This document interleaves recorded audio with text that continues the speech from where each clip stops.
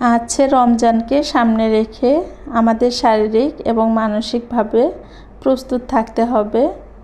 আল্লাহ তাআলা যেহেতু আমাদেরকে বাড়তি ইবাদত করার একটা সুযোগ দিয়েছেন, তো আমরা যাতে সেই সুযোগটাকে কোনোভাবে নষ্ট না করি, তো সেই দিক লক্ষ্য রেখেই কিন্তু আমাদের শারীরিক এবং মানসিকভাবে প্রস্তুত থাকতে হবে।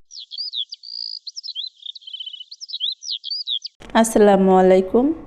তোয়াজ মম চ্যানেল থেকে আমি সুমনা সিদ্দিকা আপনাদের সাথে আছি গাজীপুর থেকে।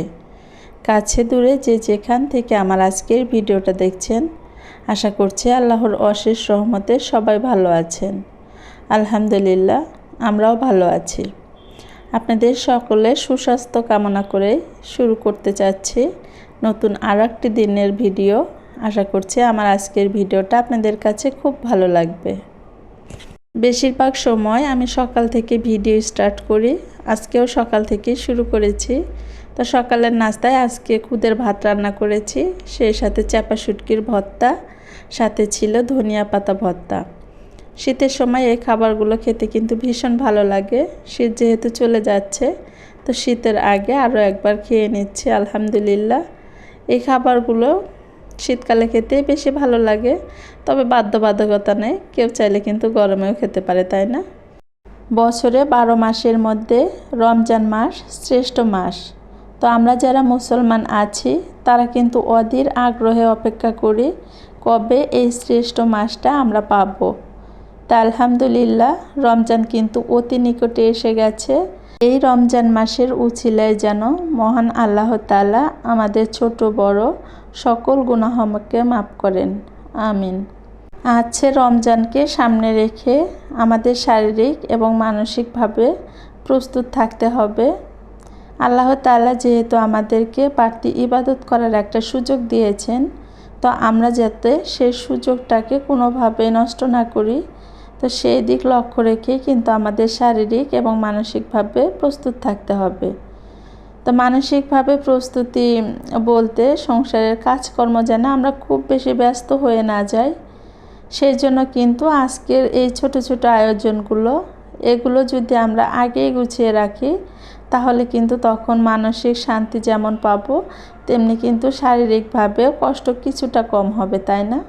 তো সেই কথা চিন্তা করে কিন্তু আজকের এই ছোট ছোট আয়োজনগুলো।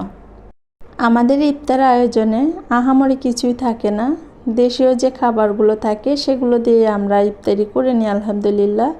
তো সেই জন্য কিন্তু আমি ছোলা, সেই সাথে খেসারির ডাল আর মসুরের ডাল মিক্সড করে বেটে নিয়েছি পেঁয়াজুর জন্য।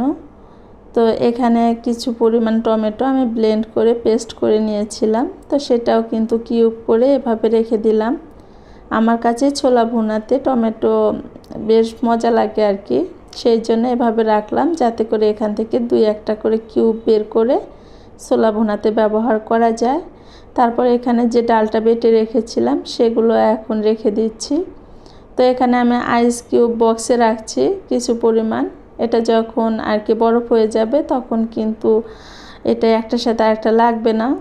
আর এখানে যতখানি পরিমাণ আছে তাতে করে কিন্তু একটা পেঁয়াজও ইজিলি হয়ে যাবে। তো যতটুকু দরকার ততটুকু কিন্তু খুব ভালোভাবে নেওয়া যাবে, যেই কয়েকটা পেঁয়াজও আপনি বানাতে চান। তারপরে এখানে আমি অন্য একটা রুটির যে বক্স থাকে সেই বক্সে এভাবে গোল গোল করে রেখে দিচ্ছি। এটা 2 ঘন্টার মতো ফ্রিজে রেখে একটু শক্ত হলে আমি অন্য একটা বক্সে আর কি ভরে নিব। তারপর এখানে আমি আইসক্রিমের যে বক্স আছে সেটাতে আর কি ভরে নিচ্ছি, যেমন পারছে আর কি কাজকে এগিয়ে নেওয়ার জন্য। তো এখানে যেহেতু এটা ঢাকনা নেই, তার জন্য একটা আমি পেপার কাগজ ব্যবহার করছি। তো এগুলো যখন শক্ত হয়ে যাবে তখন আমি ফ্রিজ থেকে বের করে আর একটা বক্সে রেখে দিব। ডাল বাটা রেডি করতে করতে কুকারে ছোলা সিদ্ধ দিয়েছিলাম, তো ছোলা কিন্তু খুব ভালোভাবে সিদ্ধ হয়ে গেছে। তো এটাকে আমি পানি দিয়ে ধুয়ে তারপরে একটা জিপলক ব্যাগে রাখবো। ছোলা কিন্তু একেবারে বরফ হয়ে একটার সাথে আর একটা এমনভাবে লাগে না যে ছাড়ানো যাবে না। এটা কিন্তু হাত দিয়ে একটু প্রেস করলে ইজিলি ভেঙে যায় আর খুব সহজে বের করে নেওয়া যায়। তাই জন্য আর আমি আলাদা আলাদা এত বাটি করছি না, একটা জিপলক ব্যাগে একটু ফ্ল্যাট করে রেখে দিব ফ্রিজে।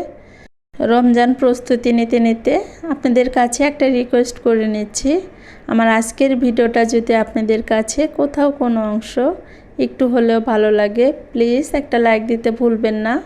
সেই সাথে আপনি যদি আমার চ্যানেলে আজকেই নতুন হয়ে থাকেন বা এরকম লাইফস্টাইল ভিডিও আরও দেখতে চান, চাইলে কিন্তু আপনি আমার চ্যানেলটা সাবস্ক্রাইব করে আমার পাশে থেকে যেতে পারেন। অলরেডি যারা এইসব কাজ করে দিয়েছেন তাদেরকে জানাই অসংখ্য ধন্যবাদ।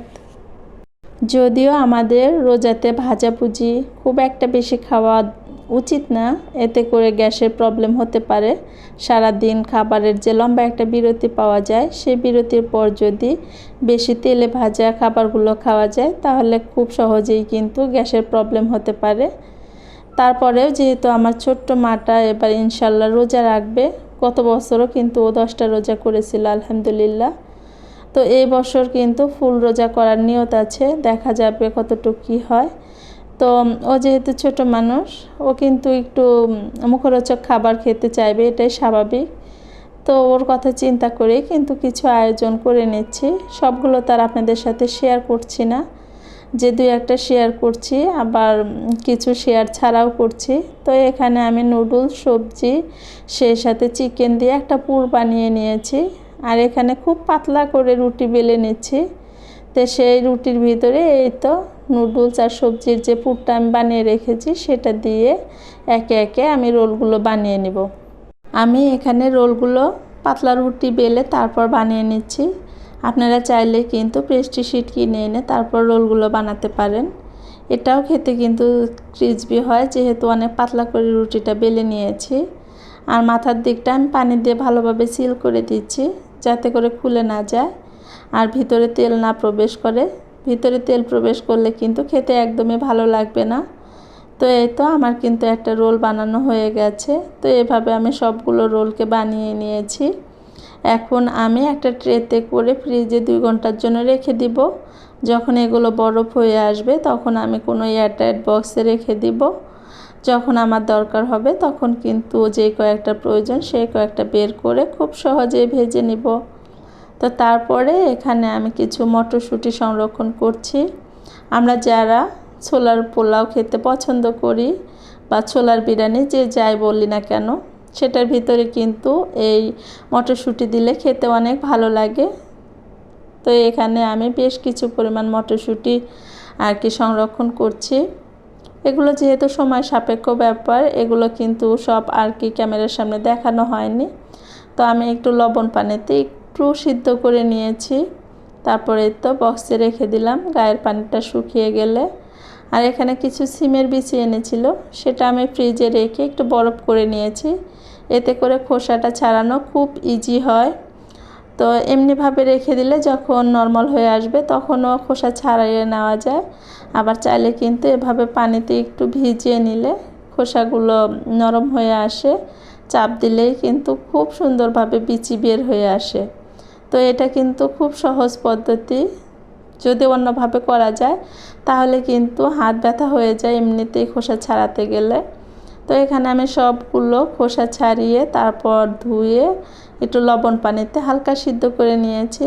তারপরে তো শুকিয়ে গেলে এটাকেও আমি একটা বক্সে ভরে রেখে দিব।